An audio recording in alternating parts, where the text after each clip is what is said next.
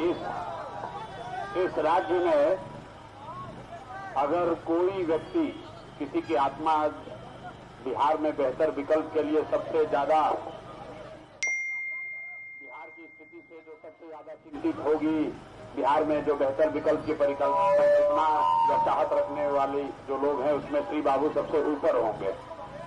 इसलिए क्योंकि जब श्री बाबू यहाँ थे तो बिहार देश के 10 सबसे अच्छे राज्यों में बिहार की गिनती होती थी और आज बिहार देश का सबसे गरीब, सबसे पिछड़ा, सबसे ज्यादा निरक्षर, सबसे ज्यादा बेरोजगारी और पलायन वाला राज्य है। तो श्री बाबू की यहाँ प्रतिमा है, नेता लोग आते हैं, हम लोग भी आए हैं यहाँ, पहले माल्यार्पण किया है।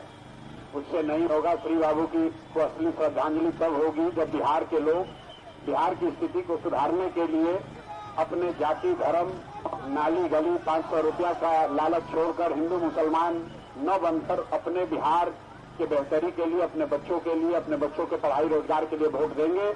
बिहार की स्थिति सुधरेगी तो उसी से श्री बाबू को असली श्रद्धांजलि दे, उसी को माना जाएगा। यहाँ आकर प्रतिमा पर माला डालने से, जितना यहाँ पर एक से एक बड़ा चोर है वो पहले आकर माला डालता है।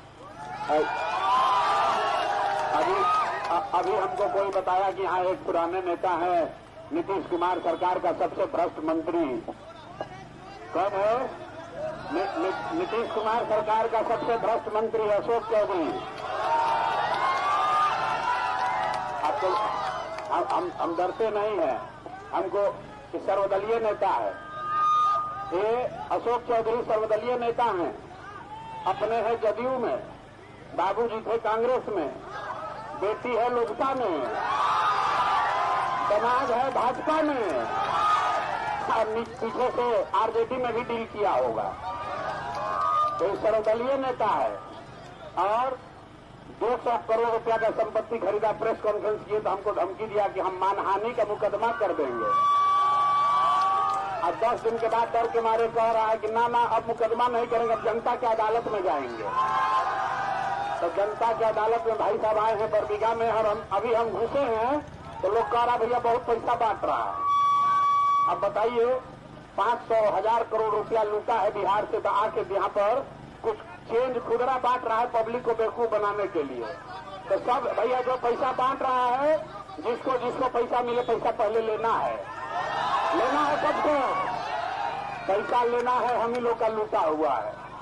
जो कुछ तो कम से कम निकाले इसके खजाना से, नामी बेनामी बहुत पैसा बनाए हैं, तो इनसे पैसा लेना है। लेकिन जिस दिन वोट देने जाना है उस दिन इतना जोर से ठोकिए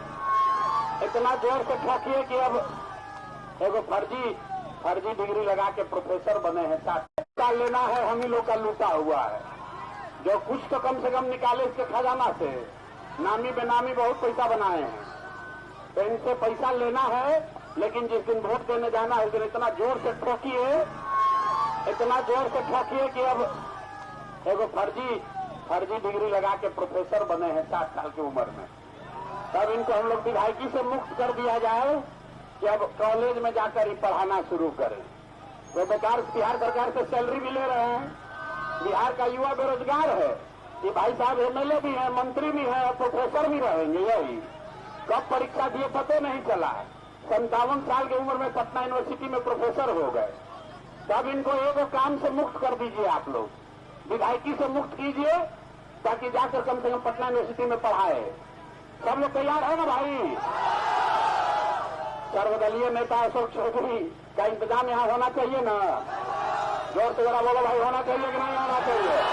होना चाहिए कि नहीं होना चाहिए? तो जरा जोर से बोलिए जय बिहार। श्री बाबू की प्रतिमा यहाँ है, इनको साक्षी रखकर बोलिए जितने भ्रष्टाचारी हैं इनको जेल जाना चाहिए कि नहीं जाना चाहिए? तो जनसुराज ने कहा है जैसे व्यवस्था बनेगी 2 ही काम पहले होगा।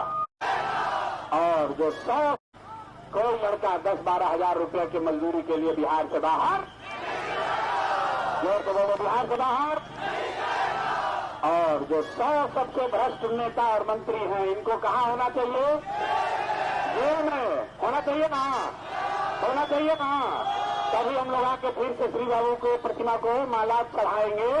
इस सबका उपाय होना पूरा जरूरी है। तो बरबीघा की धरती से श्री बाबू को श्रद्धांजलि दीजिए, अच्छे आदमी को जिताकर भेजिए, जो अच्छा लगे उसको जिताओ।